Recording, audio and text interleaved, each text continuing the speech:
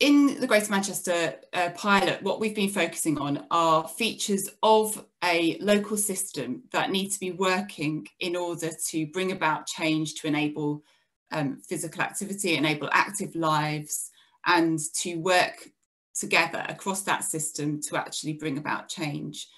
In our previous report in March, we had focused on sort of 5 priority areas, which are illustrated here in the slides, that are involving local people and growing assets, strategic leadership enabling collective leadership, effective work across and between sectors, transforming governance and processes, and learning and adapting. And over the last 6 months, with obviously the impact of the COVID pandemic, what we've identified is that actually these features of systems work, when they're all in place together, we are starting to see some real progress. And when they're not all in place together, then there is progress, there are things happening, but it may be more limited. So as a process evaluation team, we've been reassured that these are features of the system that are important to look at. And we've also had a great deal of learning over this time, as I'm sure everybody else has. So first of all, I'm just going to talk through again these ideas and these process theories, but mainly focusing on the learning that we've had. I'm actually going to start for a change with the transforming governance and processes. And I think this is something which often we don't normally talk about it as much, because it's the sort of headachy stuff around actually trying to implement things in the way you want to implement them. And what we've really focused in on is that typically the systems and the structures in place, for example, around HR or procurement or finance, are designed to work for sector-specific and population-specific interventions, and they're not designed always to work for intersectoral work or for place-based initiatives. And what we've actually identified clearly through COVID, when there's an urgent situation that needs to be addressed, the teams have identified that there is a way to rapidly adjust and transform those processes, and to work in order to bring about the change that's needed for local communities. And that's seeing quite a lot of what might be described as red tape sort of pushed to one side. We've also identified that brings about some challenges when applied to physical activity. Then if we're focusing on asset-based approaches, then it means that perhaps we are making decisions about how to invest in particular areas based on local insight, and not necessarily what might be described as a fair procurement process. So it's really sort of shone a light on how processes might be changed to support place-based working, but also the challenges and the tensions that might then come to. Just following on from that, in terms of learning and adapting, you know, I don't need to tell you, but obviously this process this last 6 months has seen, you know, huge amount of rapid learning and adapting. So many of the activities that you had planned have had to go online or have had to be changed in some really fundamental way. And it's led to a real a mindset of testing and learning and accepting that the best that you can do at that point is the best that you can do, but that you recognise that might change in time. And we're really interested, a process evaluation team, as to how that mindset then gets perhaps transferred into the work of the local pilot more generally. So moving on to think about another of the process evaluation learning theories, which is around effective work across and between sectors. And we talked before in our March report about how this was quite a fundamental process between broadening the network and building trusted relationships, through to really taking collaborative, productive action around particular goals, and that was working well where there was a really clear common agenda. And again, we've seen with COVID that there is that it can form quite rapidly a productive relationship around a common agenda, but that it's raised question marks for us as to the extent to which physical activity is a common agenda across all of the local pilot areas. But where there has been some rapid changes and movement, there's actually been something quite tangible to work on. So there's been a local project to actually get up and running, and that's seen partners, very diverse partners sometimes, coming together to work and to support and pull together to deliver that project. And our question mark is around how do we transfer that effective cross-sector working into areas of systems change which are perhaps less visible and less tangible, but may have a lasting change.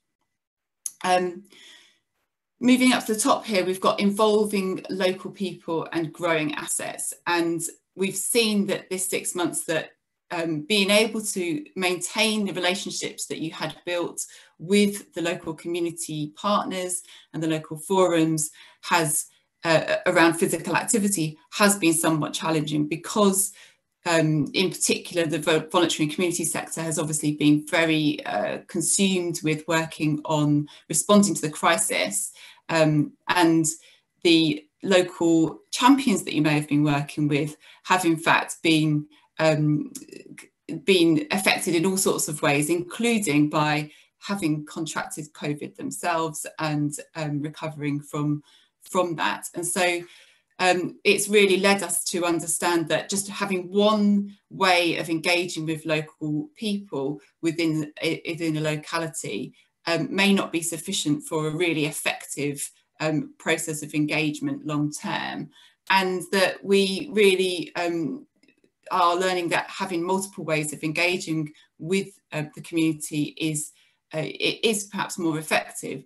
And also, in addition to that, that really building relationships directly with parents or people who might be inactive themselves, whilst it can be a very intense experience and take a long time, can actually potentially have quite a lasting impact, particularly if those individuals then become the champions for the physical activity or the enabling active lives cause. And finally, we've looked at the work around strategic leadership, enabling collective leadership, and identified again that having local senior leadership and counsellor support behind physical activity, whilst we're still in a world which operates in quite strict hierarchies with regards to how power is distributed, having that senior leadership is really important. And in some instances, we've seen physical activity being embedded right at the very heart of local strategies for building back better or for recovery from COVID. And that's not something that's happened in the last 6 months. That's been a process of engagement, painstaking engagement, and joining together the right people over a number of years in some cases, but we're seeing that come to fruition now. And in terms of collective leadership, there is a need for everybody across the system to really recognise and gain permission for taking an active stance in this work. And GM Moving have invested in in systems leadership training and values profiling training, which we're going to talk about a little bit later, to help to build capacity and build confidence and build understanding. And that process is ongoing, but we're learning that some people can really connect to that and some people find it incongruent with the systems that they are still working with themselves. So that's just a real whistle-stop tour through some of our process learnings over the last 6 months. But I wanted to share with you now, this has been thinking about, well, what do we need to do as a system or working across different people in order to actually affect change. I wanted to also reflect on what are the roles that are important within system change, because we've talked in previous times about things like everyone being a leader and that you can be a leader, but actually the kind of roles that might entail are somewhat differentiated. So I wanted to share with you now just some of our thoughts around what those differentiated roles might be. And this has been informed by academic models and other things, but really by just observing and watching and listening and speaking to all of you. So we're going to just move in here and think about, what does this network of people really look like? What are the important roles and the important people who might be involved? Okay, so let's start first of all with the believers there. So the believers within the system, those are really the people who have a very strong conviction in the importance of physical activity, and also a conviction that they alone are not sufficient to be able to make the change, and they need to engage with a wide range of people to actually help to make some progress in this area. They are able to inspire, and they're able to attract other people to them who want to get involved in this work. And again, these might be described as the first followers, and that sounds quite a slightly derogatory term, but it's a really, really important term. It's no point just having people who are believers and shouting from the rooftops if nobody's listening and nobody gets on board as well. So the first followers are the people who are willing to engage and joining and work together to create new ways of actually working together to enable active lives. And of course, these people can become so inspired by the work that they become believers, and they broaden the reach of the network by inspiring others. So I think we've talked about those roles before in many different guises, but these are the new roles that I want to share with you now. So here I'm just talking about it relates to the strategic leadership, but they're roles that a strategic leader might play, as well as being active and championing the importance of physical activity. They also are there to protect the space, to allow people to do things differently. I want you to think about your systems and think about, where are you making progress? Is there somebody who may, by the nature of their role, have some influence, some power over the system, but they're actually providing space for you to try and do things differently? And in the cases where maybe you're not making so much progress, do you have that role? Do you have somebody there that is actually helping to protect that space for you to be able to get some of your ideas off the ground?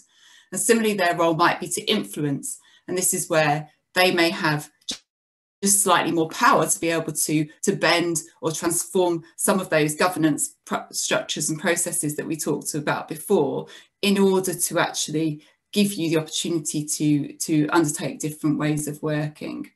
And they also may be there to help those people who are really entrenched in particular ways of doing things which are not supportive of intersectoral or place-based working, to convince them that it might be time to try something different.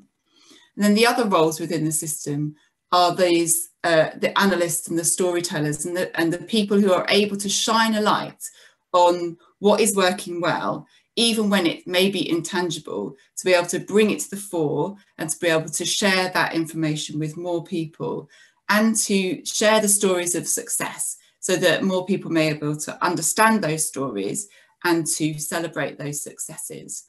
The analysts are there to be able to make sense of what's happening, to be able to describe in more detail some of the effects and the impacts that may be coming about.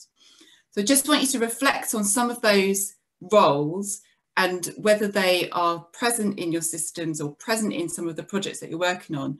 And if they're not, to think about how might we engage more people and celebrate all of those different roles in order to bring about the changes that we might want to see. So I'm going to stop talking about this from a theoretical point of view now, because we're going to hand over to the localities to share some of their case studies. But I want you to think about these ideas as we go through them, and hopefully it will help to shape some of your reflections.